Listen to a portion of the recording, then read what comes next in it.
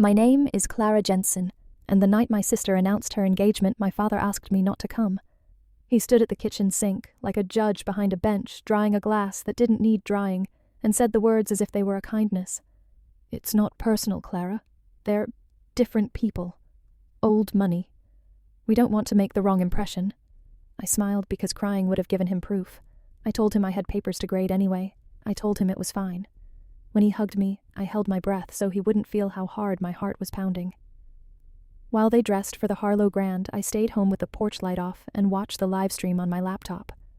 My sister glowed under chandeliers I could almost hear. The camera swept over champagne towers, sequined dresses, the groom's mother in a gown that looked like winter had agreed to sparkle for one night. Every time the crowd laughed, the sound bled through my speakers and into the quiet of my living room. Mom texted me a photo, Victoria and Dad, his tie. Perfect. Her smile practiced. Wish you were here, she wrote, then followed with, Your father thinks it's best. I typed, I'm proud of her, and deleted it. I typed, okay, and sent that instead.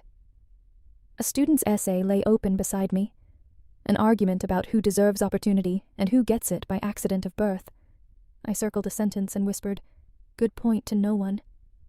When the stream cut to a wide shot of the ballroom, I paused it.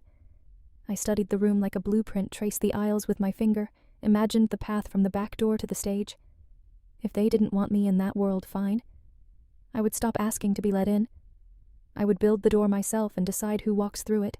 The morning after the announcement, my phone buzzed non-stop with messages from relatives, pictures of diamond rings, champagne glasses, and captions like, so proud of our girl.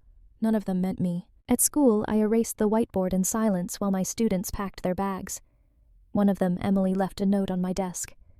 You make hard things look easy. I smiled faintly. If only she knew how wrong she was. That afternoon, I stopped by my parents' house. The smell of hairspray and roasted chicken hung in the air. Boxes of designer shoes lined the hallway, and a florist was arranging lilies by the stairs. My sister Lauren twirled in front of the mirror, her engagement ring catching every light like a weapon. Clara, she said I didn't think you'd come. It's kind of a busy day. I noticed. I nodded toward the chaos. She smirked. Don't take it the wrong way, but Dad thought it might be better if you didn't come tonight. The Harlows are, well, they're a certain kind of people. Rich, polished, she corrected, though her tone carried a shadow of apology. It's not personal. It was always personal. Dad appeared from the kitchen, wiping his hands on a towel. Clara, your mother packed you some leftovers. I don't want you to feel left out. Left out, as if that was a favor. I took the bag, thanked them, and stepped outside. The sky over Seattle was painted in winter gray, the kind that pressed on your lungs. Across the street, a limousine idled its headlights, slicing through the drizzle. I imagined them stepping into it later, dressed in velvet and pearls, driving away from everything plain. When I got home, I set the bag on the counter and threw it straight into the trash. The quiet felt heavier than usual, as if the house itself was embarrassed for me. I poured a glass of wine, opened my laptop, and scrolled through the school's grant board. A small link caught my eye. National Education Innovation Summit submissions open. I clicked it without thinking. The form asked for a project proposal. I stared at the blinking cursor for a long time before typing EduLink. Connecting underfunded schools with private mentorship programs. For the first time that day, something inside me steadied. Let them have their chandeliers. I'd find my light somewhere else. 2 weeks later, I found myself in a glass-walled conference hall downtown, clutching a folder that looked far too thin for the weight it carried.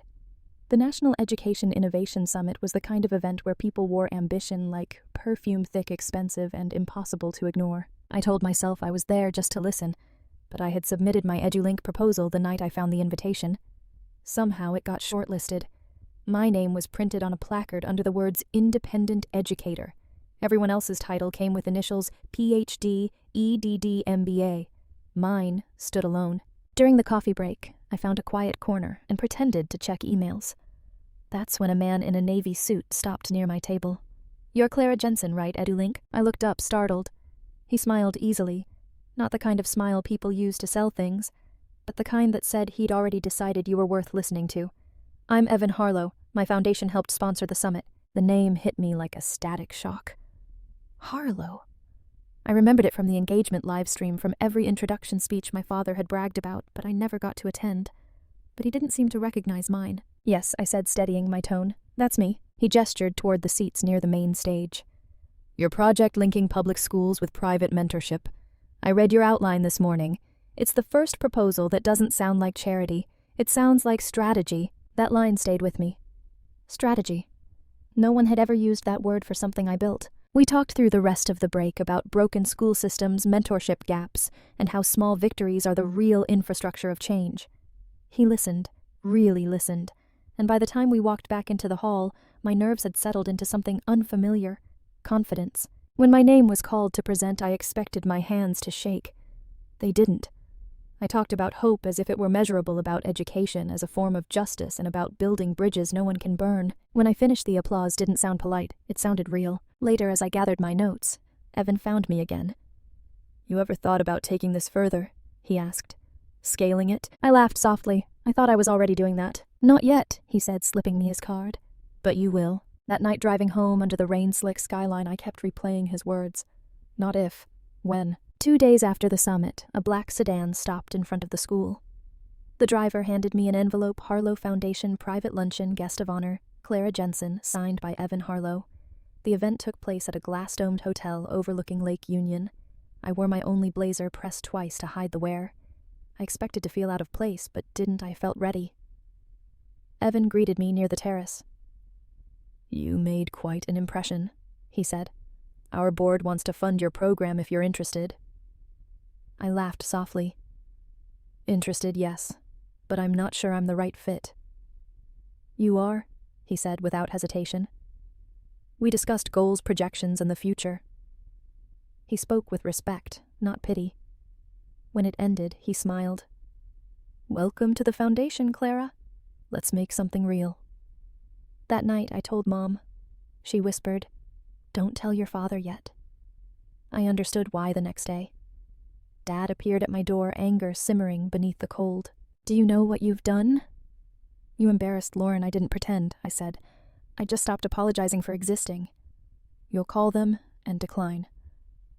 I won't, I replied. You wanted me invisible. I learned how to disappear. Now I'm learning how to stand.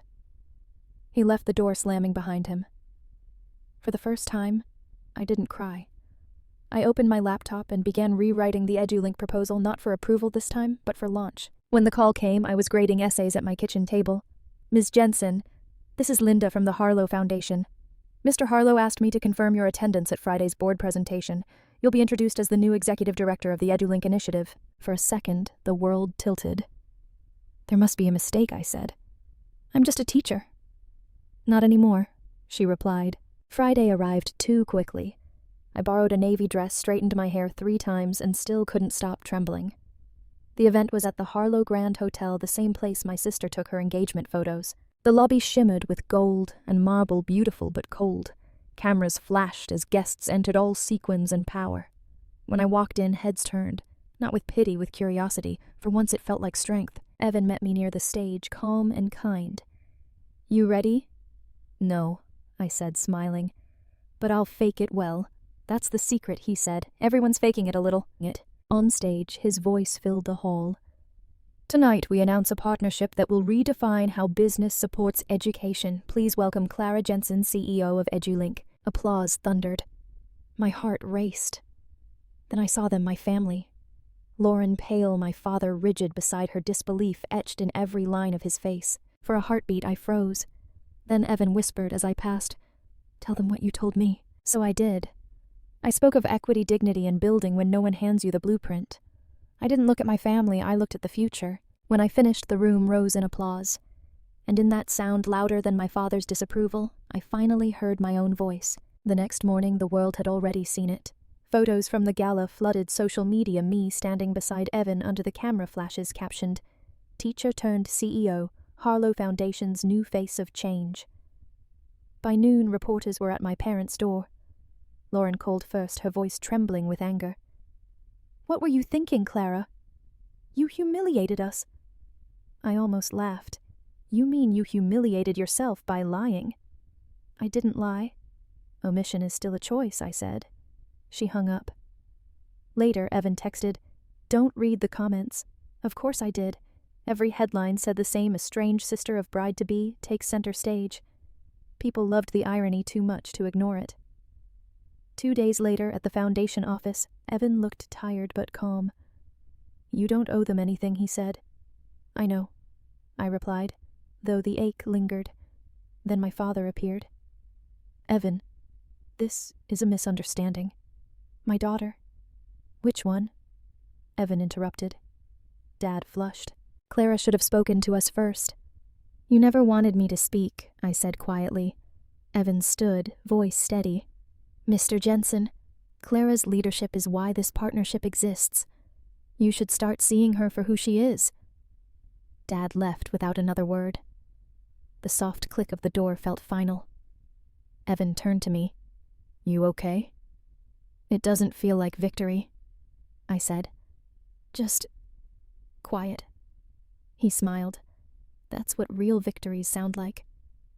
That night I opened Mom's old sewing box. Inside was a note she'd written years ago. "You don't need the world to see you. Just make sure the right people do." For the first time, I believed her. I set the note beside my laptop and whispered, "I think they see me now." A week later, the storm began to quiet, but the silence that followed felt heavier than noise. The media had moved on. The internet had found a new scandal. And yet I could still feel the echo of every headline in the way people looked at me, half awe, half curiosity, like they weren't sure whether to congratulate or fear me. The board at the Harlow Foundation had approved the first round of funding $20 million to expand EduLink across 3 states. Evan called it the beginning. I called it a reckoning. When the press release went public, my inbox flooded with messages, old colleagues, students, even strangers. One email stopped me cold. It was from Lauren. "You won, Clara. I hope you're happy." For a long time, I stared at that single line. There was no malice, just exhaustion. I typed a reply, then deleted it. Some wars don't need both sides to admit defeat. That weekend, Mom asked to meet me for coffee. She looked older, softer somehow, as if the truth had finally worn through the layers of denial. "He won't admit it," she said quietly, stirring her cup. "But your father's proud. He just doesn't know how to say it." "I don't need him to," I said. "I just needed him to stop pretending I didn't exist." She reached across the table and took my hand. For the first time, she didn't try to defend him. "You did what none of us could," she whispered. "You broke the curse." Back at the office, Evan stood by the window overlooking the city. "You ever think about what's next?" he asked. I smiled. "Always." He nodded. "Good. Because the best revenge isn't the headline, it's the legacy." Outside, the skyline shimmered in the dusk glass and steel catching the last of the sun. Somewhere in that maze of light was my father's house, my sister's apartment, all the ghosts I'd spent my life trying to outrun. But tonight they didn't feel like chains. They felt like distance proof of how far I'd come. When I left the building, a group of students from one of EduLink's pilot schools stood near the curb, laughing, holding signs that read, "Thank you, Ms. Jensen." I didn't know any of them, but one girl waved like we'd met before. Maybe in some way we had. As I walked past, one of them called out, "How does it feel to be the boss?" I stopped, smiled, and said, "Feels like I finally got invited to the right party." Then I kept walking steady, certain free. A year later, I stood on the balcony of EduLink's new headquarters, the city stretching below like a map I'd finally learned to read. The building wasn't the tallest, but it didn't need to be. It stood for something greater proof that legacy isn't inherited, it's built. The launch ceremony was over. The reporters gone, lights fading. Evan had offered me a ride home, but I wanted to stay to hear the quiet that follows fulfillment. Far off, I could see the glow of my father's neighborhood. We hadn't spoken since that day in Evan's office, but Mom told me he kept a framed article in his study, teacher-turned-CEO. He'd never say it, but silence can sound a lot like pride. Lauren moved away recently working at a nonprofit. Last week she sent a short message. "I think I get it now. That was enough." I looked at the plaque on my desk, Clara Jensen, founder and CEO, EduLink Initiative. My thumb traced the letters as I thought of the girl who once watched from the shadows, believing invisibility was punishment. She hadn't known it was preparation, the quiet space where roots form before bloom. Evan once said, "The best revenge isn't loud. It's lasting." Standing beneath the city's fading lights, I finally understood. Revenge isn't about hurting them, it's about becoming whole enough that they can't rewrite your story. The wind rose, carrying the scent of rain and possibility. I smiled. "They said I wasn't good enough for their world," I whispered. "But I built my own, and it's still growing."